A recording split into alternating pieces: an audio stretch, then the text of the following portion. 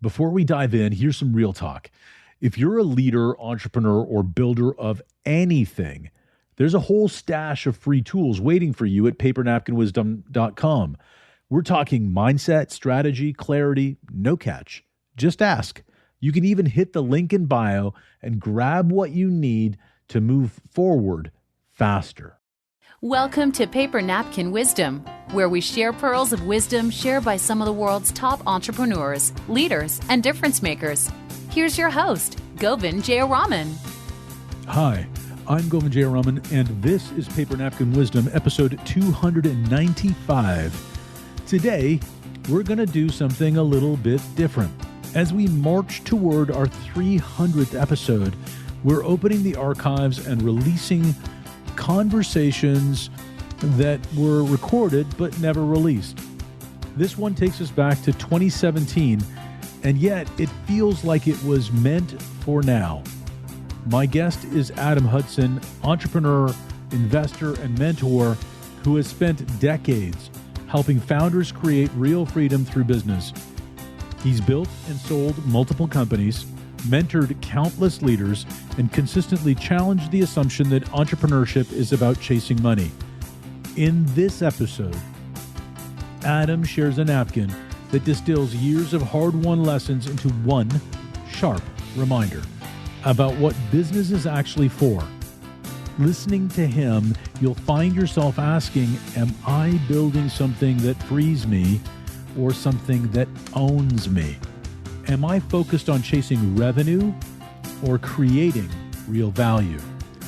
As you hear Adam's story, I invite you to imagine what it might mean for you, what your business was truly aligned with your purpose and your life, what might become possible. Let's dive into this unreleased gem from 2017 with Adam Hudson. Adam, welcome to Paper Napkin Wisdom. Excited that you're on the show with me. Thank you for having me. It's a real honor. Thank you so much. So you have an interesting paper napkin, which isn't actually your quote, but it's something that really spoke to you. Can you read it out for everyone listening, please? Yeah, look, it's a Tony Robbins quote that I heard many years ago, which was, the quality of our life is determined by the quality of our questions. And so that's the quote. And as I've gotten older, I've come to learn how true that is. It was one of those things I heard at a seminar or in a book. I can't remember. But as I've gotten older, as I said, you really see these things in practice rather than just something that you hear and think sounds cool. Yeah, you know, one of the great conversations I had on Paper Napkin Wisdom a while ago was with a guy named John Spence. He's one of the top 50 influential people in America, thought leaders. And he said, you can Google answers, but you can't Google questions, right? I mean, yeah. And that came out of that conversation. It's the same idea. Why did this speak to you? Why has this been so transformational in your entrepreneurial journey? Why did you share that with me? Well, I think, we all go through ebbs and flows in our professional life. I'm 43. I've been up and down many times. I do a lot of podcast interviews, and I often say I'm actually more of an expert in failure than I am in success. Because usually when you do these things, they read a bio, people get the highlights, but the highlights are quite misleading as to all the things in between. And those things in between, if I really examine failures that I've had, you can usually pinpoint them back to even the most personally developed, well-read of us still have trouble mastering our thoughts, and specifically the questions that are running in our brain all the time.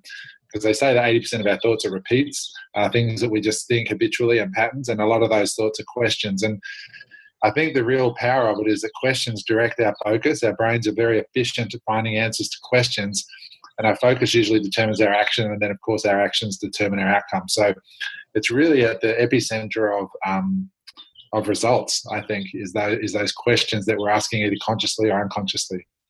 So how do you get really deliberate about, there's a lot there. I want to go back to the things in between in a second, but how do you get really deliberate about making sure that the questions come from curiosity? Because, there's confirmation questions too, right?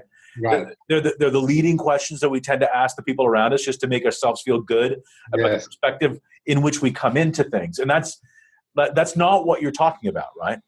No, I'm talking about questions that we're asking ourselves consistently. And generally speaking, if we're getting results we're not happy with, there's preceding questions long before that led to actions that are giving us results that we don't like. So I think for me, this phrase is quite top of mind a lot of the time. Like, what questions am I asking in my businesses? And I have 4 different companies, and each of them solve different problems. And the way in which we solve those problems are all determined by questions that we as leaders ask. So one of the things that's really helped me is I have a mindfulness practice. So I meditate most days. And in those meditations, I really ask myself, what am I thinking about most? What are the questions that are looping in my head? And how could I improve the quality of those questions? All right. So how do you improve the quality of the questions? Give me a step. What's the first thing you do? And again, I think it comes from genuine curiosity, not confirmation, not proving to yourself that your initial perspective was right. It's challenging that perspective, right? Yeah, it is. And it's identifying that life brings with it needs. And sometimes you ask questions to just cover the foreboding needs that are on us. So one of my companies is a tech startup at the moment, a SaaS product, cloud software. And, the questions that we ask at our business every day are really important into how we're spending our time. And so we look at how high quality a question are we trying to solve? Are we just saying, how do we make sure that we don't lose any users this month? Is one kind of question. Or another question is, how can we create something totally unique that is addictive to our users? Both will deliver less users leaving, like will reduce churn rate, but one question is focused on survival and one's focused on thriving. So, I think those, really being aware of, okay, if we're seeing something, if we're seeing resistance, we go, what questions are we solving here? What are you thinking about on a day-to-day basis? And then teasing it out of the person in charge of that piece, and then saying, okay, let's create a more empowering question to focus the team on. And we forget sometimes, because we're creatures of habit, that we really are creative at our core. We can sort of direct our attention in our life in any direction that we choose. So questions are a great way to instantly redirect focus to a better place. You said that, we're creatures of habit. And I think as leaders, we need to focus ourselves away from just doing the rote thing, like being in that habitual knee-jerk space, right? Yes. Mindfulness practice is part of that for you. Yes. But let's talk about when the pressure amps up. Let's say, you're under a lot of stress. Go back to the beginning days when you didn't have a diversified portfolio entrepreneurship. You had one company that you were just trying desperately to get going. How did you practice that then? It's a really good question. I'm not sure that I practiced it well. My wake-up call came through a health scare that I had, when I was 39. I'm 43 now, so just about to turn 40. I had a health scare from doing too much. So I've really only started to really master this in the last few years out of necessity. So I think that, I can really only talk about the time that I have been doing it. And I think now I'm pretty sensitive to my body, so I can feel when stress is rising, and I can feel when I'm feeling overwhelmed. And that's when I sit back and I just take a breath and go, is anybody going to die today from what we're doing? No. And so I ask myself this question just to lower the heart rate. Because I think a lot of entrepreneurs out there, especially men, they don't talk about how much stress that they're under and how hard it is out there in the world to make all these things. We wake up in the morning as entrepreneurs with a nut that we have to cover. We're like, we have $100,000 in overhead this month, and that's stressful. You've got tax obligations, and you've got family, and if we unpacked our lives onto a piece of paper, it's quite overwhelming. But what we're not great at as men is being sensitive to when we're moving into that stage of overwhelm. So my mindfulness practice that I developed as a result of necessity helps me be a lot more sensitive to those times. And then I start asking a series of just simple questions that help me just get centered, and then go, what's a more empowering question that I could ask myself? And I sort of default back to that fairly quickly, because when I'm feeling stressed, questions like, why is this so difficult, or why is this person like this, or it's a really unconstructive question, that you just fall back in the habit of. Yeah, I love that notion around stress, and I believe that male and female leaders both have that same isolation complex, and that health scare that you had was the alarm bell that you heard, right? I think we have to hear that alarm bell go off before we force ourselves to change our perspective. Yes. Yeah, absolutely. It was a blessing, actually, now that I look back on it. I never had suffered from anxiety or panic in my life. And I got to 39 and I started suffering from acute, very serious, debilitating panic attacks. And now I have a whole new empathy for people who've dealt with that issue, and anxiety and so on. So, I think we all deal with it as entrepreneurs. We have such a heavy workload and such a, we're required to have such bandwidth now with all the new technologies and platforms. And I sort of joke to people, I think I gave up when Snapchat came out. I said, that's it. I'm not learning another platform. Yeah, I still don't understand Snapchat. No. So, and I got, millennial staff that are telling me that I got a Snapchat. I don't even understand what the purpose is. So you talked about the things in between, right? I mean, you said, and I thought this was really good. You said that when you're podcasting, people are talking about the highlights, and that's the introduction. And, one of the things that I think we're deliberate about is at Paper Napkin Wisdom is to get past this veneer, the veneer of success, and get to the real depth of what's behind that. And I think that was really neat that you talked about the things in between, because the things in between are really important. Yes. That is the only thing that's important. Yes, I 100% agree with you. There's so much in a story of most successful people. Like I have quite a few, probably, I'm sure exactly like you, many friends that are in business, and everybody's, we introduce each other on the basis of our merits. But you can't hope to really understand what people have been through to be where they are. And it's those things very much usually in the down times and the tough times. I had a company that I took public, just for one example, and I had millions and millions of dollars worth of stock at one point. And it's a great thing to quote in a bio, but the part that isn't quoted is that, the stock market crashed in 2008. My shares were still in escrow, and I went from having more than $10 million worth of shares to having almost none in value that couldn't be sold, and nobody wanted them anyway. And I had to sell the properties that I had at discount prices, pump the money into the company, and work for 2 years for free. And I literally went from, paper many millions to almost broke. And what you learn through that, and having to fire 70% of your workforce and stick there for 2 years for nothing, for free, and work your way out of that, that's the making of, that's that fabric that, like they say, gold is purified through fire. And it's those real experiences, those real tough times that you really learn some of the most valuable things about yourself, about how much you're capable of, and what it's like to have your ego destroyed, all these things and it's great. It's all wonderful stuff that's hard to sort of teach until people have been through real hardship. Yeah. So talk about that time again. When you on the way back out of there, right? Was it ever for you about reestablishing that financial wealth, or was it about something else?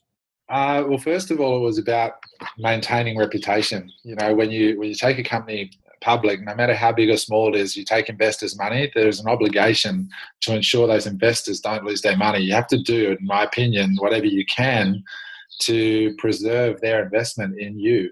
And so there was partly that.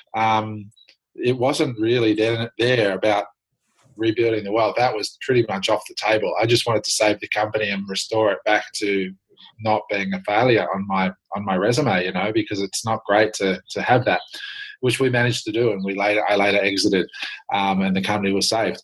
So it was really that was about preservation in that particular instance, and then later it became about trying to earn back everything that I'd lost, because I was mid-30s and had been an entrepreneur since I was 20, and woke up to see all my corporate friends in corporate jobs who are starting to make good money now and pay their houses off, and I had zero. I'd had all my chips on the table my whole entrepreneurial life. So I did manage to have a couple of successes since then and make up that ground, but it was a fun journey. Yeah. So when we talk about that, I think that when people are in that situation, I think a lot of times what I think is really neat is that you talked about how you needed to make good on your commitment, right? That it was not about your own wealth. It was restoring the commitment and the confidence that others had in you and making good on that promise, right? I mean, I think that in those places. So I'm going to ask you, in this idea about great questions, when you're at the bottom, isn't it interesting that we get out by serving others, by focusing on others, as opposed to saving ourselves? Isn't that neat? Yeah, it's extraordinary. What new questions you ask when you're really at the bottom, when you're really like, it's humbling and it's empowering. And in fact, my right-hand guy at that time, when I came in, I took back over. I was the CEO. I resigned and put in a corporate person to be the CEO to guide us through the IPO and everything. And then when I was building it back, my right-hand man is actually the CEO for one of my other companies today. He's one of my best friends, but we've been through fire together. And we know what it is to look out for the shareholders and to go to bat and really have an experiential, deep understanding of that transaction. Because when you take money from people, what you're essentially taking is a piece of their life. Those people went to work, had time away from their families, paid taxes, and gave you what they managed to save. Huge responsibility. So yeah, no, I learned a ton through that experience about, it was quite interesting how inefficient the company had become on the back of success. We slashed the workforce by 70%, still were able to operate. And it was quite extraordinary what you're capable of when you have to be. Yeah. So go back. So now, not in that situation, not in that desperation, not in that need all the time. You've spoken about some of those questions and some of the mindfulness that you bring to your day. Let's talk about how you vet an opportunity, right? Because now you've got 4 organizations. How are you vetting opportunities? What kind of questions are you asking there? Well, right now it's really easy. I just say no to pretty much everything just because I'm absolutely at my capacity. But if I was going to vet an opportunity, one of the greatest things, I think it was Warren Buffett said, do you like them, trust them, respect them? When somebody comes to you as a first 3-point checklist, do you like them? Do you trust them? Do you respect them? Then after that, I've become, when I was younger, I was very much, I read personal growth books and business development books, which tend to be, particularly 20 years ago, uber masculine, which is it's all about you. If you're failing, it's because you're not good enough and you need to be more positive, and this whole positive psychology. But then I met and got to spend a little bit of time with a couple of billionaire people. One was Sir Richard Branson, and I asked him, how have you built 5 separate billion-dollar companies? I mean, that's unbelievable. And he goes, you've got to be lucky, and you've got to be in the right thing at the right time, which was sort of false modesty. He's obviously very smart as well. But I heard that over and over from 4 billionaires that I've spoken to have said the same thing. So I've learned that now when I'm betting opportunities, people are part of it, but you also have to be in the right thing at the right time. There's a lot of really not that bright people making a lot of money and the right thing at the right time, and really hardworking, smart people just in the wrong thing at the wrong time. And that takes a huge load off us as entrepreneurs personally to realize that we need to put our ideas to market, see what the market is, having done our due diligence, and then take that feedback and move forward. Yeah, you talk about the things in between. You talk about the $5 billion companies that Richard Branson has started and built, but there are 395 other companies. Yeah, that's right. Right, and a lot of failures too. Yeah, I mean, there are some failures, but not all of them. No. What's amazing to me is this notion of this commitment, this commitment to growth, and understanding the questions to ask. Also, really neat about that is that Branson talked about those. You got to be lucky. Another really unbelievably intelligent person who tried to explain everything in 3 letters. Albert Einstein said, you can either behave in the world that everything's a miracle or nothing is. And right? I mean, isn't that part of it too, that we have to go in? If you go into believing things that there is no such thing as luck, you'll never get lucky. Yes, that's right. Yeah, I agree 100% with that. So let's talk about, okay, you said you're saying no an awful lot right now, right? And how did you come upon the understanding, again, where did you get to, or how did you get to the place where you just have to say no to everything that's coming across your desk? I think a lot of it came to that when I went into hospital and was getting treated for anxiety. One of the things a therapist did with me was she said, okay, let's unpack your life on a piece of paper. So let's start with your family. Who's in your family, and what are you thinking about around these things? And we have kids, or we have husbands, wives, parents, grandparents. Some of them are sick, some of them are struggling in their relationships, and we're involved there. And then you write down your businesses, and and pretty soon I looked at this piece of paper, and she goes, well, that's what your subconscious and your conscious mind is dealing with all day, every day, whether you talk about it or not. And it's just insane when you actually see it on paper. And then somewhere in the middle there, you've got to find happiness and find joy and peace and a moment to yourself. And there's so many pressures on us today in modern life. And so when I saw this out on this bit of paper, I guess I just sort of started to, I remember a book I read by Tim Ferriss, and I followed Tim's work for a while, and he talks about how in his house he's got a sign over the door that says simplify. And he has this sword, like some ancient sword or something, which was used to simplify or thrash through bushes. But and I started at that point to really think about simplifying and learning that you just can't say yes to everything. In fact, some of the best answers you can give are just simply, no, I'm going to pass at this time. Because there is only so much bandwidth that people have, and so many people let their mouth overload their back, and it's not productive.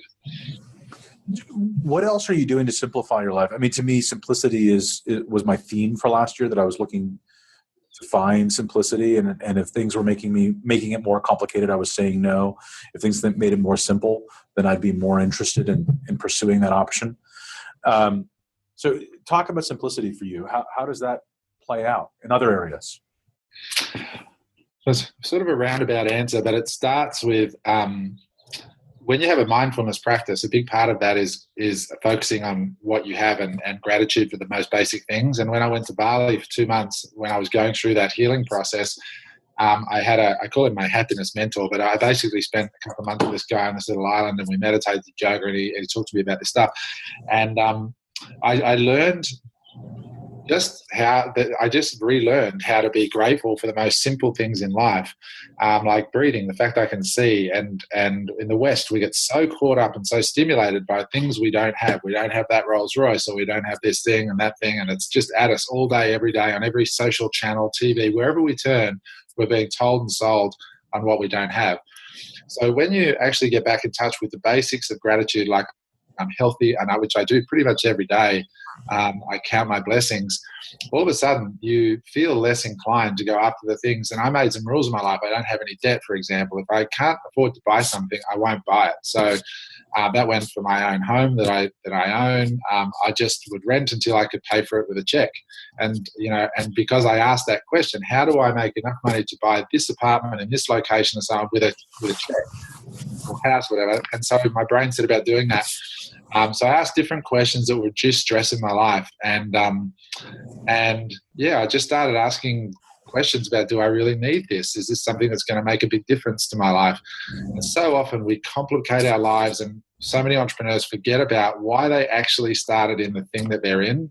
And when I was in Bali, I actually sold I had an animation company in Hollywood at the time, which was taking most of my time and focus and stress. And I decided, I realized if I sold that company, I could have pretty much all the things I'd ever wanted. So I sold it while I was in my board shorts in Bali, and made some massive changes.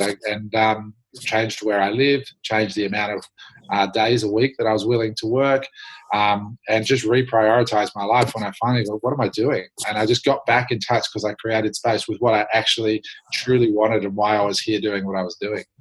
Outstanding. So, thinking about that, one of the great quotes I love is that every great yes is defended by 1,000 no's.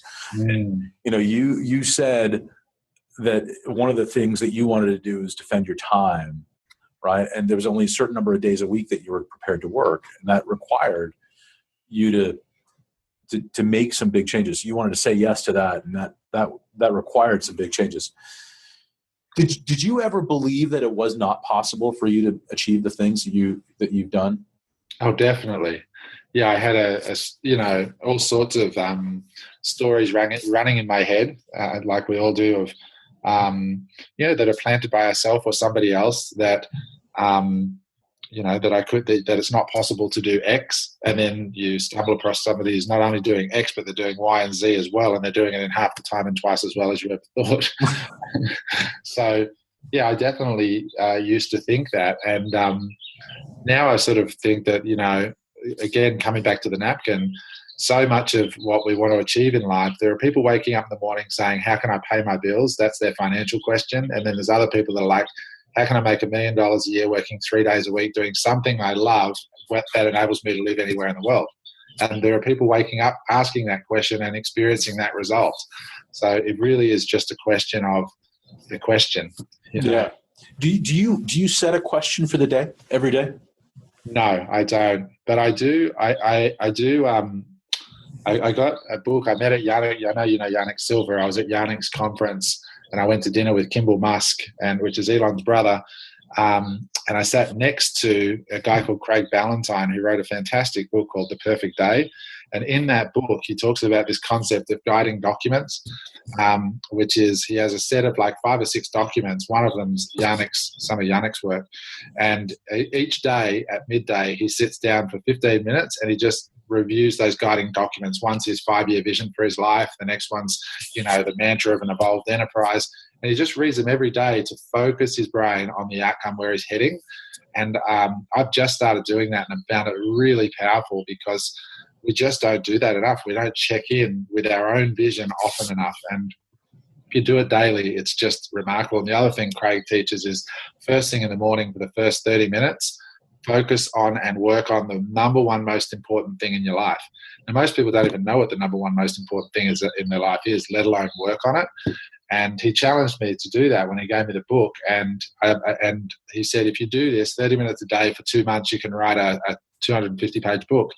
And I did that. I've just finished the book. It's at the typesetters now, just by taking that one piece of advice from Craig. So fantastic stuff.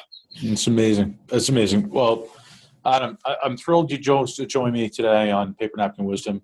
Hopefully you'll come back again sometime. Thanks for having me. What an incredible way to bring an archived conversation to life. Adam, thank you for sharing your wisdom with us. Even though this was recorded back in 2017, your clarity about freedom, simplicity, and value creation resonates just as strongly today, and maybe even more so. Here are some of the key takeaways from our conversation. Business is not the destination, it's the vehicle to freedom. Busyness can be a trap. Simplicity is the strategy that unlocks growth. True success comes when you shift focus from chasing money to creating value. Freedom is the ultimate return on investment, not just profit. Alignment between your business and your life is the measure that matters most. As we close, I want you to think about taking this a little further. Subscribe to the podcast so you don't miss what's coming as we approach our 300th episode. Leave a review today if this conversation moved you, and share this episode with someone who needs to hear Adam's message. And here's a challenge for you. Grab a napkin and write down your definition of freedom and post it with the hashtag #PaperNapkinWisdom, because the real question is, what kind of freedom are you building? Remember, small ideas can become big results. It starts with a thought, it grows with action, and it changes everything when you put it into practice. Make it a great day.